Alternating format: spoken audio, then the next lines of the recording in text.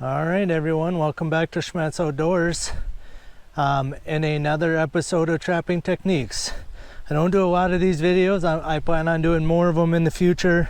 If you have stuff you guys want to see, please leave it in the comments, reach out to me, and I'll try to do a video like this. So I've had quite a few comments, or not quite a few, I've had a few guys ask me in the last few years if I would show how I'm trapping my muskrats.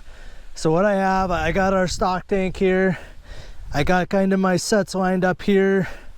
So I'm going to kind of go through each one and kind of show how I use them, how I set them up, kind of things I've learned over the years, stuff like that, and just kind of some general muskrat trapping information. So we're going to start off with just kind of a little background. So I only open water trap, or almost only open water trap in my area here. So I'm in west central Minnesota.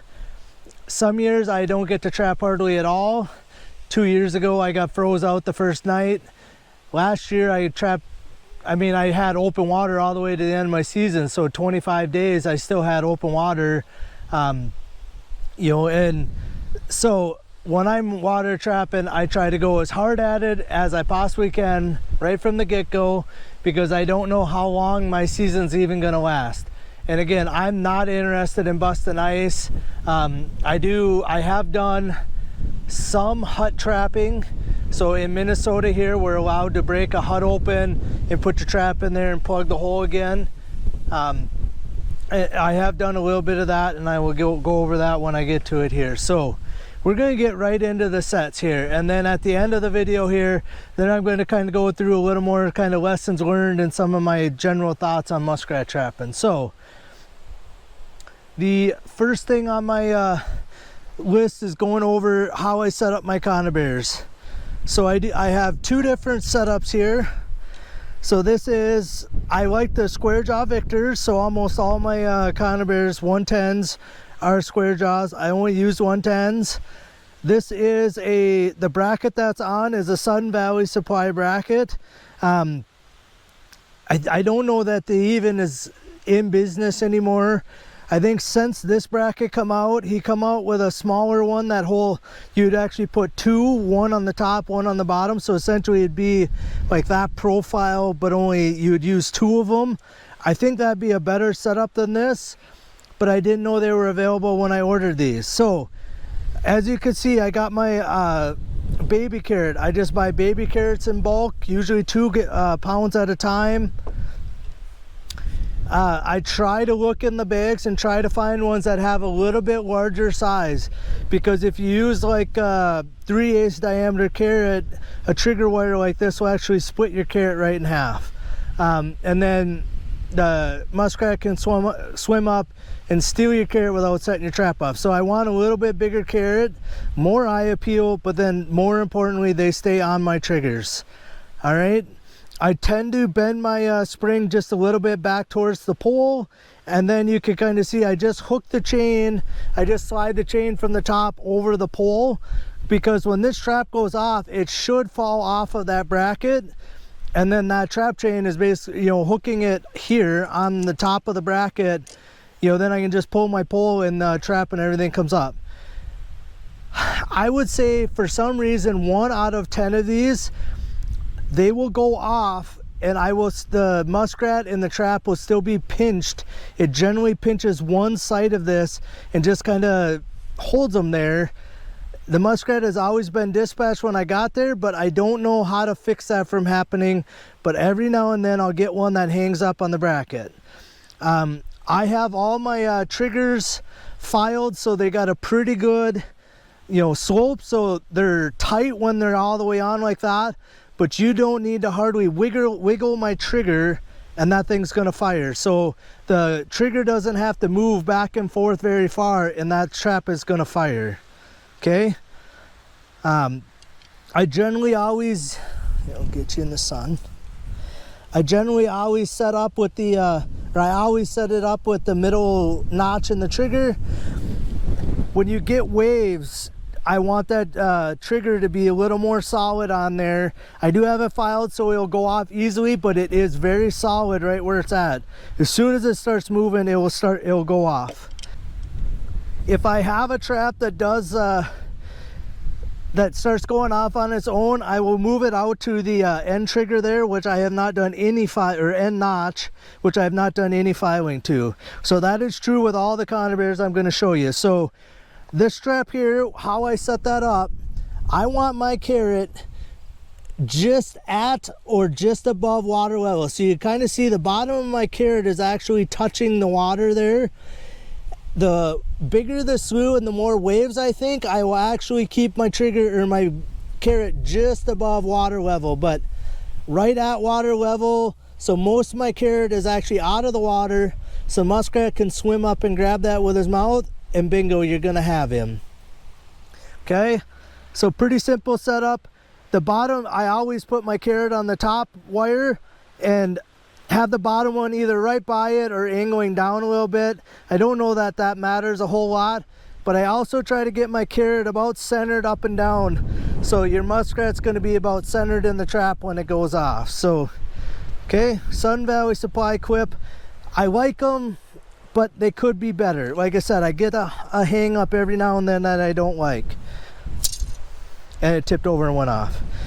Okay, this 110 has a Hags clip on there in the spring. So I have about 50-50. I set up 50 with that style of a clip.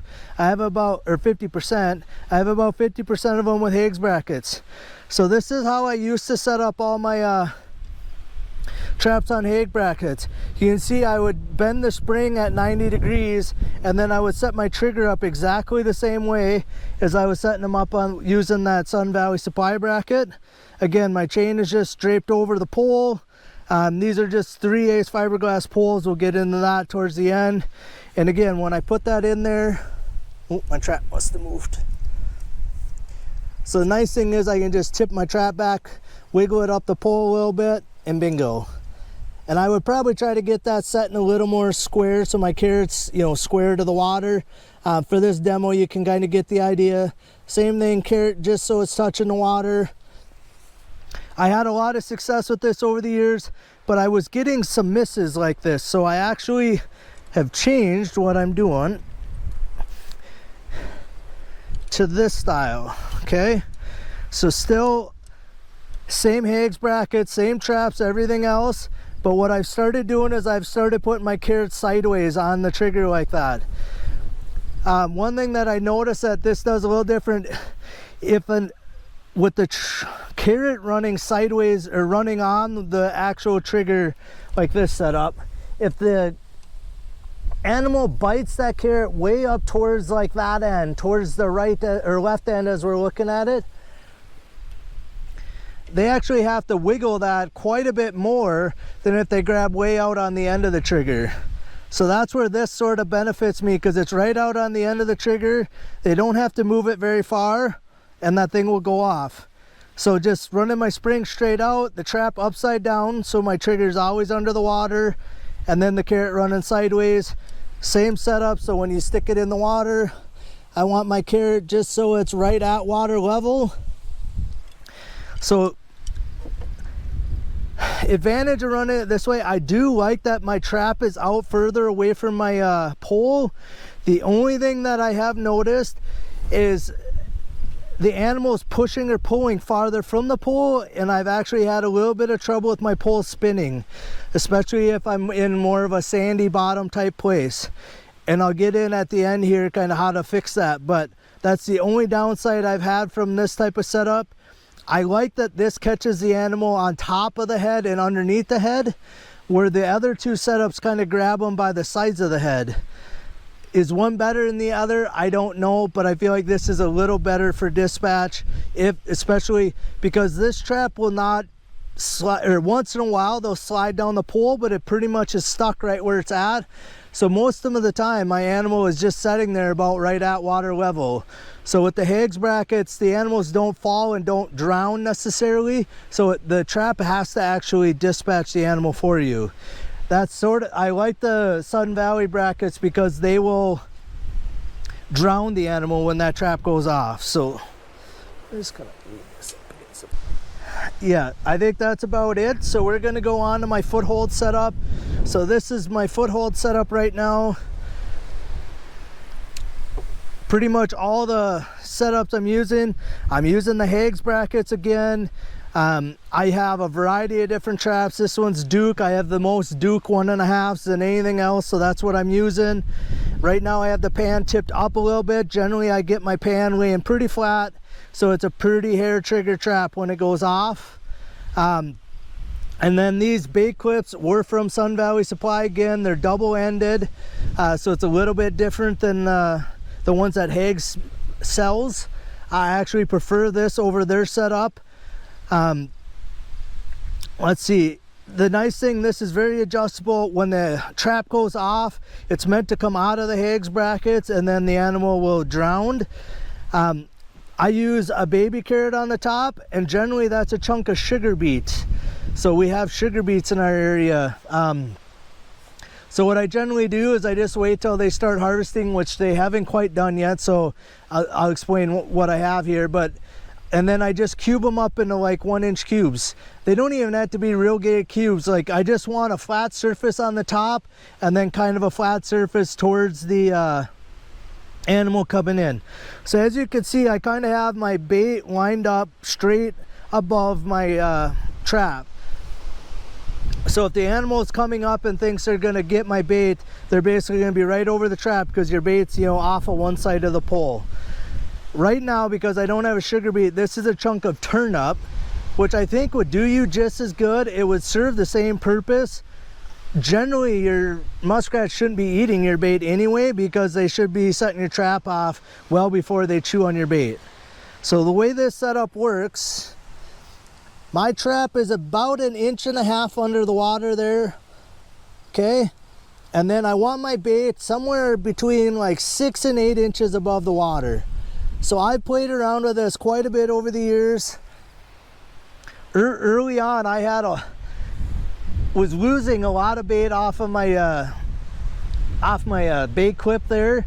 So I kept like slowly moving them up and up, and then I got to the point where like I was up like 12 inches or more even above the water, and then I noticed my catch rate dropped way down. So I actually been slowly moving them back down towards the water.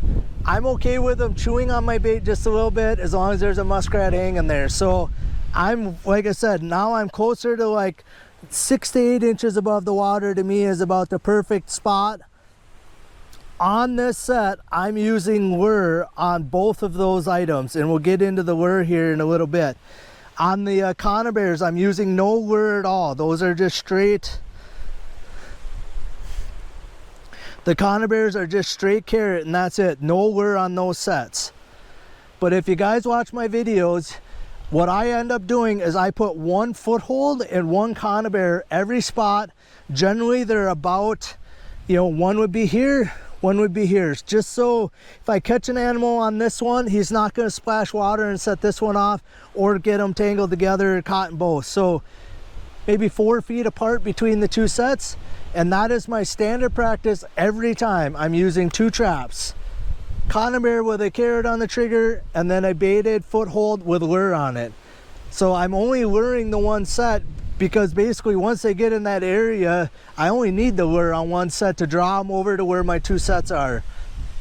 I really do think that my Conibears benefit from the lure being on the Foothold because you know, it brings them in and then that carrot's right in their face. So this past season, I figured my catch rate was probably like 60-40.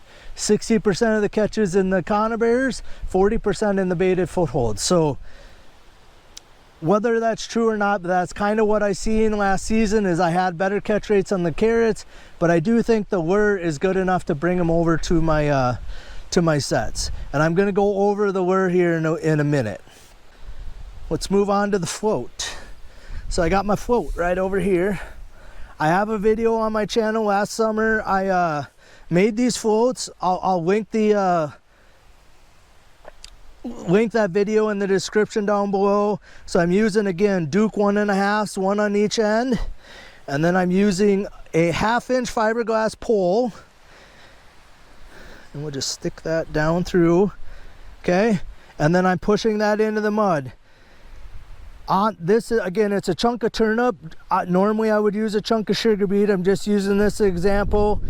I bought a clip from my local farm store, Mills Flea Farm here, that's used for electric fence wire, and then I just kind of bent the two ends of it straight up so I can stick that on there. I added a little bit of bread and butter lure to the top of my sugar beet, and then what I noticed is I wanted to put a little bit of seaweed or something kind of piled in the middle. So this trap setup works very nice. I'm actually going to go, the next video on my channel here is going to be specifically about the floats and how they work this fall, or last fall, because a lot of people say they don't work in the fall. That wasn't the experience I had. So the next video on my channel will be that. And then if that video is up, I'm going to go back and link that video in the description of this channel as well, kind of on my thoughts on the floats, how they worked, that kind of deal. So the nice thing about the floats is they can go round and around.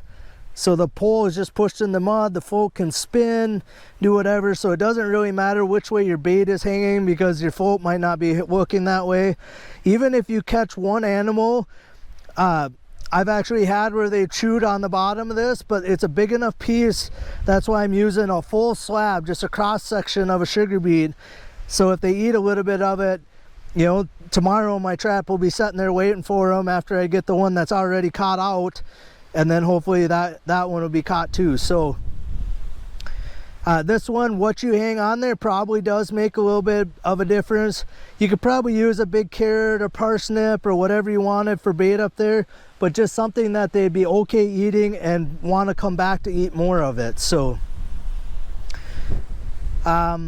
all right, yeah, and I have a 6-foot fiberglass pole I use for these guys, because I did use them in a little bit deeper water situations, but I also wanted a little more rigid pole for these, because the float is heavy. So if the waves start bouncing it back and forth, my pole is a little more stiff, it won't bend over, and the float can't get off of my pole. Okay. All right, the next traps that I am going to show you, I haven't used in a few years, only because I have enough 1.5 coil springs that I don't use these anymore. But I have two different setups here. We're just going to show you quick here. These are jump traps, #1 jump traps. This setup, I can either run it as a double like that one, or I can run it as a single. So this guy here. So you would do the same thing. So same setup as my 1.5s. I want the water level about that high above it. So 1.5 inches, maybe 2 inches at the most above your trap, 6 inches above the water, I want my bait. So this setup here, that is a clip. Again, I got it from Sun Valley Supply probably 10 years ago.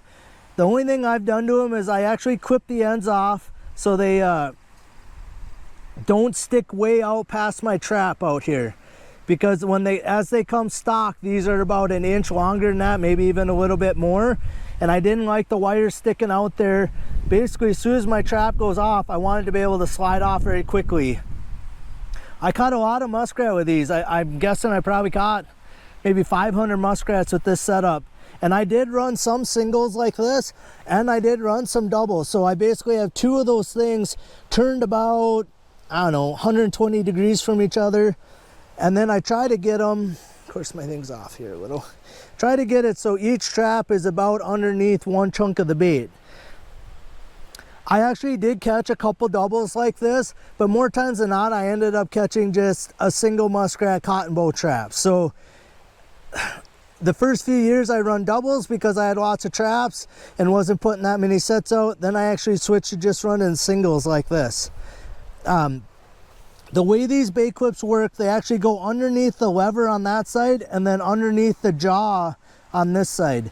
You could actually run, and I didn't do it, but you could run a standard 1.5 like this on that same bait clip, or on that same trap clip. Part of the reason why I actually moved away from that setup is it's a little more cumbersome. What I had done too is I had drilled a hole through my fence post and wired my traps on. So when I pulled this in the fall, or when I was done trapping, all of this stayed together every year until I went to use it the next year, which was handy because it was all together, but they tangle up really quickly. Now for all these setups, like my Foothold setup and the Conibears, I completely disassemble the poles when I'm pulling the traps. And then when I pull up to a slough, I kind of figured out, you know, okay, I want to put 6 sets in this slough, 3 Conibears, 3 Footholds. Then I build all the poles. Then I put like 2 where I'm at, move, put 2, move, put 2 kind of deal. So I kind of pull up to each slough, decide how many I think I want to put out there, and build all those poles at once. But then I don't have the traps getting all tangled up. They're a lot easier to store in my shed and all that. So this setup would work. You could do the same thing with this. I was inexperienced, didn't know any better. If I was going to do this again, I just wouldn't drill the hole through my post, and then the trap chain would be just over the bracket on here. So you'd have to slide the trap chain on first and then put the bait clip on after it. Otherwise, they work very well. Again, I caught a lot of muskrats. These would work the same way as this one does. You know, the way the trap is, the way the lure is, everything. So I liked them. They just, I moved away from that style of trap and that setup just because it's a little bit more than like what the Hags brackets and the 1.5. I like the 1.5s because they're a little bit heavier and they'll drown your muskrat a little better. Although I didn't have any trouble with that, and I actually caught a beaver in this style of trap, and he was still there when I got there, maybe close to 7 or 8 years ago now. So a 1.5 jump trap held probably 25-pound beaver. He was still alive. He was swimming around my pole. My pole was just spinning in the mud, but he was still there when I got there. So those little traps are better than you think. They are a lot easier to set than like you know, a newer Duke Conibear. Those I could set a little easier on my knee than I could set like the Duke 1.5. I just said Conibear, but I meant 1.5. All right. The next trap that I have, I can't stick in my tank here, so I'm just going to kind of show you what I have. So I have some Victor stop loss traps. I have the chain, and then I just put an extension, like a 6-inch chunk of wire, and then a board on the end. So those are specifically for trapping in huts. I've actually thought about using them, like, you know, when I'm open water season trapping. Generally I just use like a 1.5. So the way the stop loss, the way I was using them, I chopped a hole in a hut, because here in Minnesota that is legal to do. Chopped a hole in the hut, found where the runs are going out, put my trap basically right where that run come up out of the water, and then the trap chain and that chunk of wire on the board here basically gets you through the wall of the hut. And then you want enough slack in your chain so they can try and dive and go back down the hole, and then they drowned in the hole, essentially trying to get out of their hut. And then once they dive down, very rarely do they ever get back out of there, because the trap and the muskrat kind of plug the hole up and they can't get turned back around to get back out. So that is a winter trapping type deal. You don't do that in the open water. Generally, you wait till it freezes everything up. You know, you want like good walking ice. So I would say 4 to 6 inches of ice. You got to remember, around the huts where their runs and stuff are, it will be thinner from where they're going in and out. I have videos on my channel from like 3 years ago. I'll drop like a link to the very first one, and then there'll be a few right in a row if you want to go back and watch them, where I actually did some muskrat trapping. I think it was about right around Christmas time, but the first time I did it, I struggled a little bit because I'd never done it before. I kept falling through the ice because ice wasn't good, and then I went and did it again a few weeks later and actually had pretty good luck doing it. So it's a lot of work doing it for the few muskrats you catch, but you know, if you got a lot of huts around, you know, you can pile up numbers fairly quickly with actually not all that many traps. The one thing you can do, or that I did with that, is I was doing 2-a-day checks. So I'd actually go check right away in the morning, and then I go check right before dark, and you could actually double up your catch every day. You don't need to wait. You probably could go back every, you know, 4 or 5 hours, even maybe do 3 checks in a day, and probably actually catch muskrats every time you're checking. So as long as you got a decent population there. So one thing I did do to find the cavities in there is I actually used my stake driver. You could use like one of these great fence posts, but I actually just went around the huts and just kind of poked in with my stake driver. And when you hit the cavity on the inside, you know, you go in super easy. It'd be tough, and then it'd go in real quick. I've read some articles and different things to say that generally the cavity is on like the south side of the huts. I did not find that to be the case in my area here. They were kind of all over around the hut, you know, depending on, you know, this hut, it was on one side, this hut is on the other. Where the open water is to the cattails makes a difference there as well. Generally the cavity will be on the open water side of the huts. So using my stake driver just saved me a lot of fiddling around, digging holes in the huts. You know, you could be a full arm length in there before you find it. And if you go to the other side of the hut, you might only have 4 inches of hut wall to get into the cavity. So, all right, next item. I know this is probably going to be a little tough to show up on camera here. So we got the colony trap. There you go, you can see it a little better. This one here happens to be a 7x7. I only generally use them in culvert sets. The colony traps you need to have completely submerged. You don't want any air or anywhere where they can get up out of the water on here, because if you get more than one muskrat in there, they will chew the heck out of each other, and you basically just wasted a couple muskrats. So I do have a video of how I built this actual colony trap and some bigger ones on my channel as well. I'll link that down in the description. I have 5x5s, 6x6s, 7x7s, and then I have an 8x10 variant. And so depending on the culvert or the situation, you know, I kind of use the biggest size that will fit in the culvert or wherever I'm putting it. You know, and I have in the past used like a 5x5 in a run. If I find a real nice run, you know, I have done that and actually had pretty good success with it as well. I just generally don't find a lot of runs, and we'll get into that kind of at the end of the video here, because I'm going to go over a little bit kind of my process and how I trap, or generally how I trap. I'm not walking around a lot out in the sloughs, so I don't find a lot of runs anyway. So colony traps work very good. The nice thing about them, they're kind of a repeating trap. So, you know, like in a 7x7 like this, I think I've caught as many as like 6 or 7 muskrats in there in one night, or in one check. You know, so the difference between putting that in a culvert or just putting like a single 110 there, you catch one in a 110 and you might catch 6, 7 in a colony trap. You know, and most of the time, if you get it in a good culvert, you can catch multiples in it, you know, 2 or 3 every day. So they do pay off, and they're very easy to set. They are cumbersome. They take up a lot of room in my truck. So,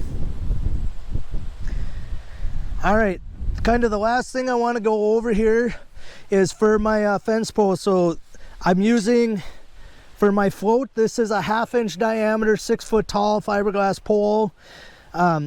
Generally, I'm using 4-footers. I on all of my things, I wrap a piece of electrical tape about 3 turns around that guy. What that does is, if you do make a catch, even on like the Hags Foothold brackets or the other Hags on the Conibears, if the muskrat wiggles, it will actually slide down the pole, and that keeps your trap from sliding off the bottom of your pole when you pick it back out of the water. So you got to remember, I have them about 18 inches up roughly. They're all about the same height, but you got to remember, I'm trying to push that probably a foot into the mud, so my trap or my pole is secure in there. You know, so, you know, you catch a beaver or something like that, which I have caught, you know, in a foothold set like this one, you know, just a standard baited foothold like that. And actually, like I said, I caught one beaver in that. I think I've caught 4 or 5 beavers in footholds on this style of a pole. And I've got one raccoon now I did last year who had actually pulled my pole, and then he got tangled up in the cattails. And then I caught one mink a few years ago in a setup, like in a foothold. And I've caught a couple mink in the Conibears too. So I want that piece of tape so when I pull this out, because generally the sloughs are muddy, you walk out there, you generally, it stirs up all the mud. So if you pick your pole up and your trap slides off, you might have a hard time getting it back. And then I have some 5-footers. I have some white and some green ones. And then I actually have some 6-footers, which I'm thinking I'm going to be using a lot of this season because the water is real high. So depending on the set I'm using, like on the Conibears, like on this setup, you can see like all this pole is wasted. Where on the footholds, I need to have my bait above the trap. So water's here, I need, a good foot of pole above the water, where these I don't. So depending on the slough, I might be able to put a Conibear like here, and then put a foothold here with my bait above it. So I kind of use a combination of them, depending on what the situation and the slough call for. So generally I could get by with a little bit shorter pole on the Conibears, and then I need a little longer pole for the footholds. So, all right, as promised, we're gonna go over the lures I use. So I use 3 lures for muskrat trapping, 3. And we're gonna go over each one here. I'm gonna get my pole set in here a little better. Okay, so I got my pole. I wanted to make a comment on my bait. I'm OCD on when it comes to certain things. Sugar beet, always on the right. Baby carrot, always on the left. Every time, no matter what. Even when I was just putting these together, I mentioned like, this is the outside of the sugar beet. I don't care that it's rounded on the bottom. I just want a flat surface on the top, and I want kind of a flat surface facing, this trap's facing that away from us. I want a flat surface facing that way. So again, this is away from us, so you got sugar beet on the right of the setup, carrot on the left. Every time, that's how I set them up, okay? On the sugar beet, what I do is I use Cavan's bread and butter with a dropper on there, and I will drip about 2 or 3 drips. So you don't need a lot. If it drips off of here, it ends up making like an oil film kind of on the water, but I'm dripping like 2 or 3 drops of Cavan's bread and butter on top of my sugar beet. And I'm also, that's the same lure I'm using on my float setup on top of the bigger piece of sugar beet there. I will put a little bit more on there, but probably not all that much. You only need a few drops. On the carrot side, so this is Mark Steck's high water muskrat lure. I don't even know if you can get it anymore from Dakota line. I have a few more containers of this. I could go about almost 2 full seasons on this lure. Okay, so I just got it open. You can see it's kind of a red paste, and what I end up doing is I just take it upside down and I just smear a little on my carrot, and that's it. That's about all the lure I need on each set. And then, so when this is full, I literally just kind of daub it on the end of it. Now, like you said, this one's kind of down towards the end of its life. Starting this season, I'll probably start with a fresh container, and then literally you just kind of go bloop on the top of it. And then if I get too much, I just use the edge to scrape it back off, which is kind of how that got on the lip. So one thing I ask is if you guys know of a kind of minty smelling paste like this one, please drop it down in the comments below, because like I said, I don't think you can get this one anymore. I have enough to get me through probably a couple seasons, but I use it a lot and I would like to find something very similar. All right, the last one that I use is, it's Lennon's Muskrat Super All Call, and I do the exact same thing. So I just take it upside down. This is a little more like Vaseline. It's a little bit thicker. Part of that is I don't like it quite as well. It's not as easy to use as the red paste there from Dakota line, but I essentially do the same thing.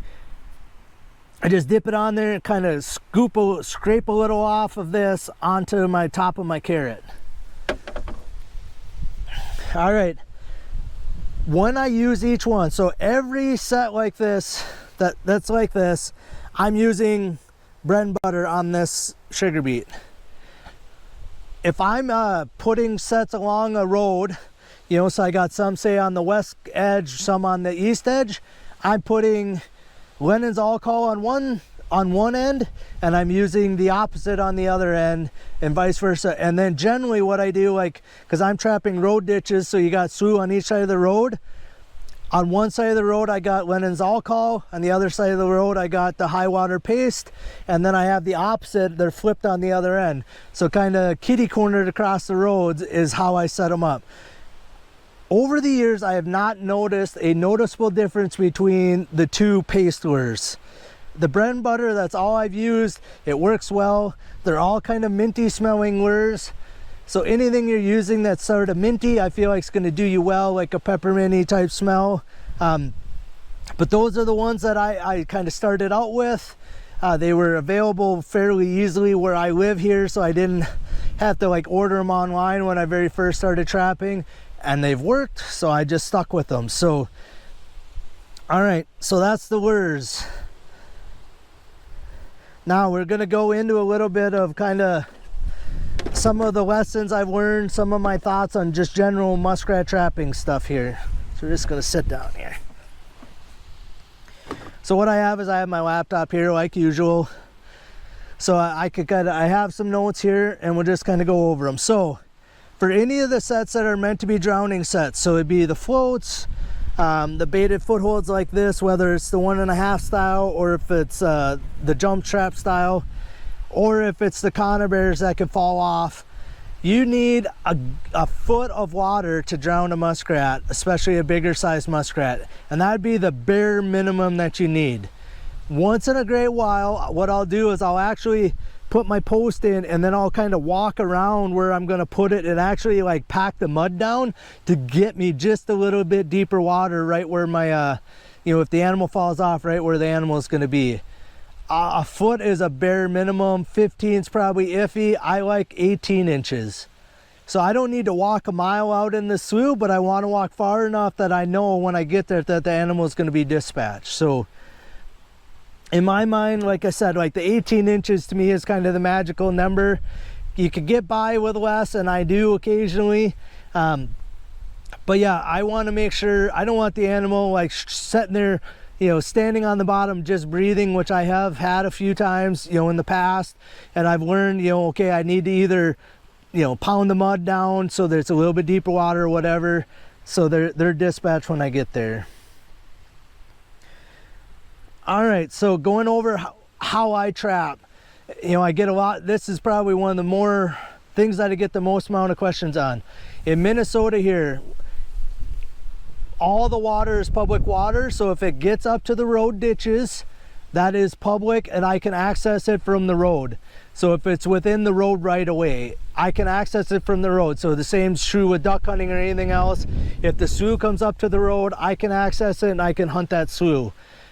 You just can't walk on the land around the slough. So as soon as you walk on the land, you're trespassing.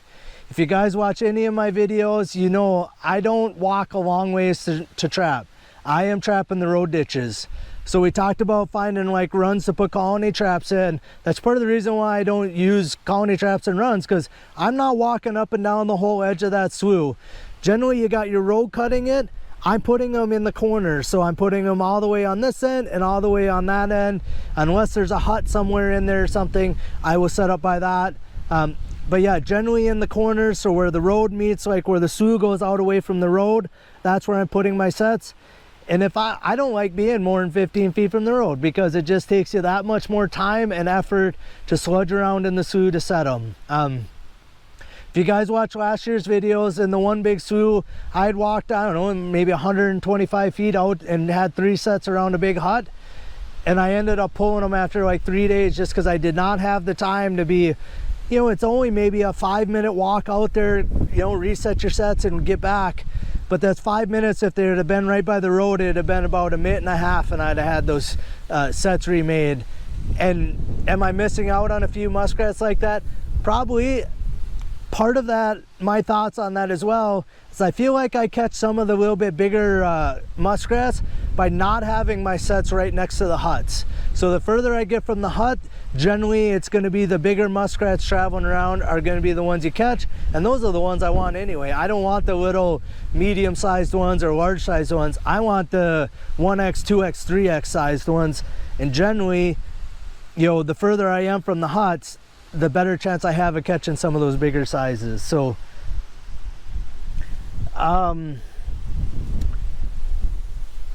one thing that I get questioned on quite often is, you know, how am I not trapping out these sloughs?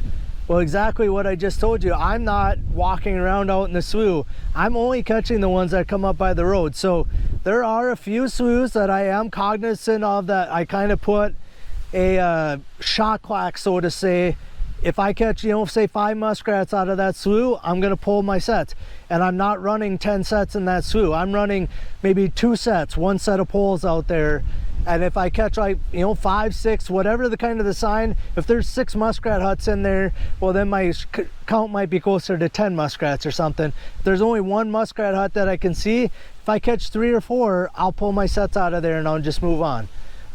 So I do pay attention to that, but generally most of my sloughs, if you guys watch my videos, you know, they're large sloughs, and I'm only trapping, you know, 5% of it by trapping along the road. There, you know, there's huts all over out there, and I'm only trapping a small portion of it, so I'm not at risk at all of out trapping a slough or trapping out a slough. One thing that I made note of here, and I didn't actually set a trap up like this, when I am setting up a run, like, so what my comment on here is trapping culverts that have some water in them but not like fully submerged. If they're fully submerged, there's a colony trap in there, but if they're only partially submerged, I put like a trail set coming in and out of there. And what I do is I essentially do the same thing as I have set up here.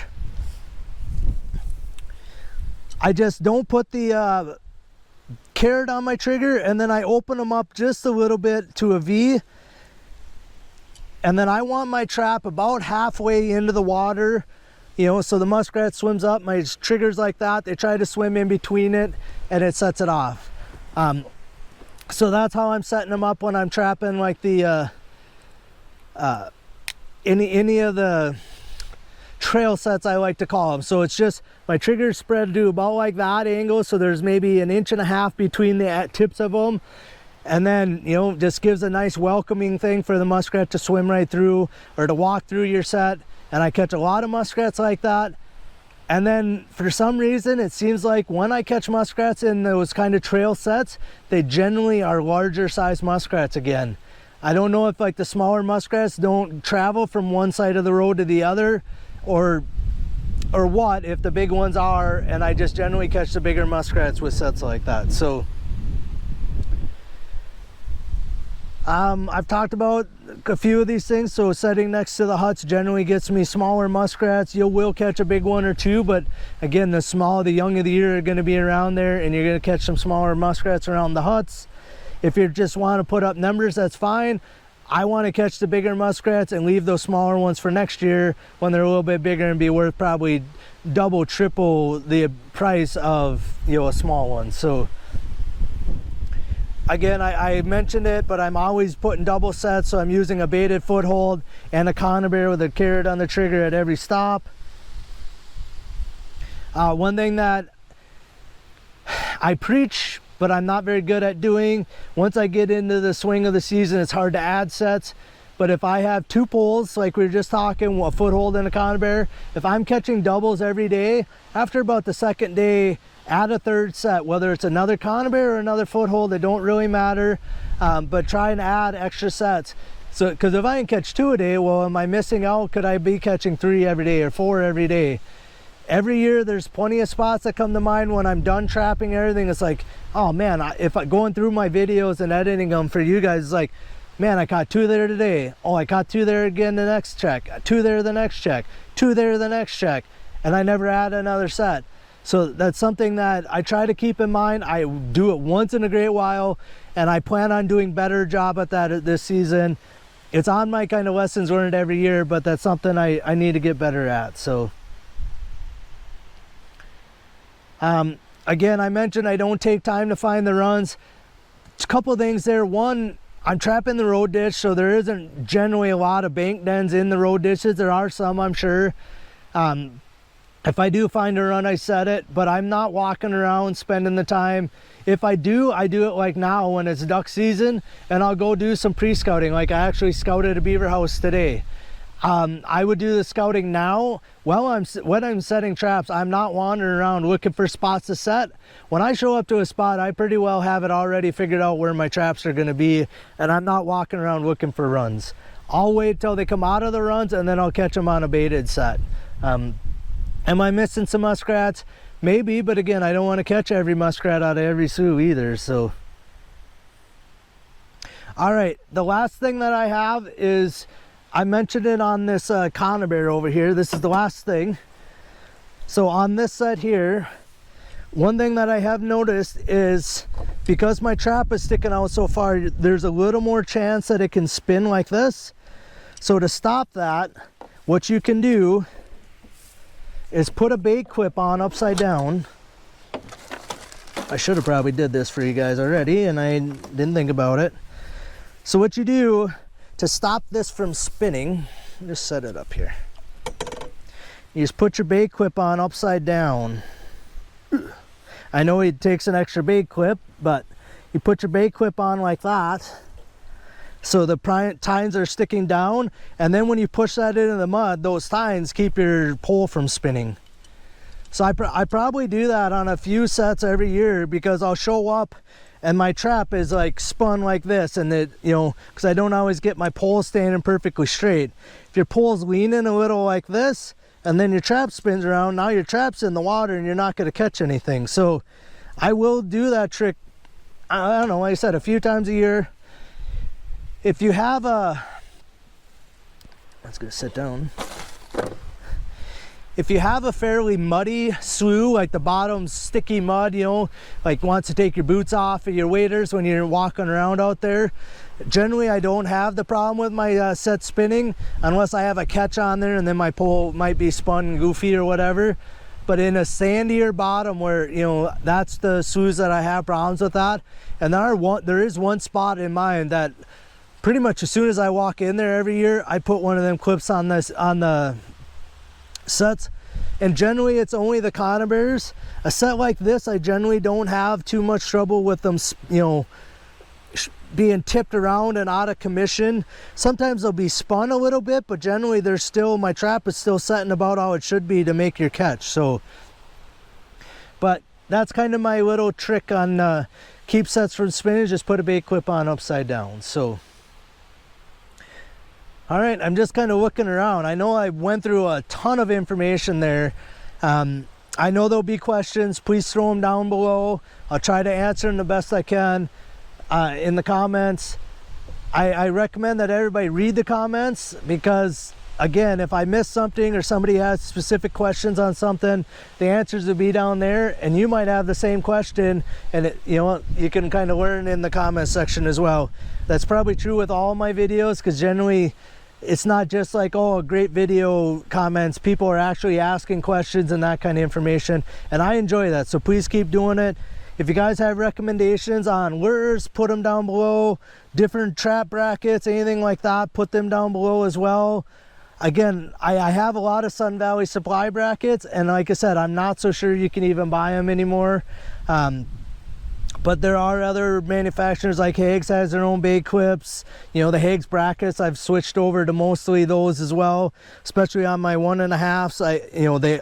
All my 1.5s have Hag brackets on there right from the get-go. So even if I'm not putting them on a baited set, they still got the Hags bracket on there as well.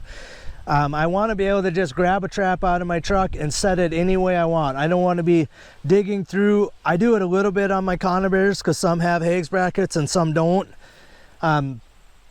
So I have separate stacks when I load my truck. I have this box is all with Hags brackets. These are not. But generally I want all my traps set up exactly the same way, so I can just grab one and set it. I don't have to be digging around, oh this one has this, oh this one don't. You know, when I'm looking for something particular, they're all set up the same way, and then I know what I'm doing when I'm grabbing them. So all right, I think that's all I have for you guys. I know this is a little bit longer video again, but there's a lot of information in here. Leave your comments down below. Otherwise, good luck on your muskrat line next season.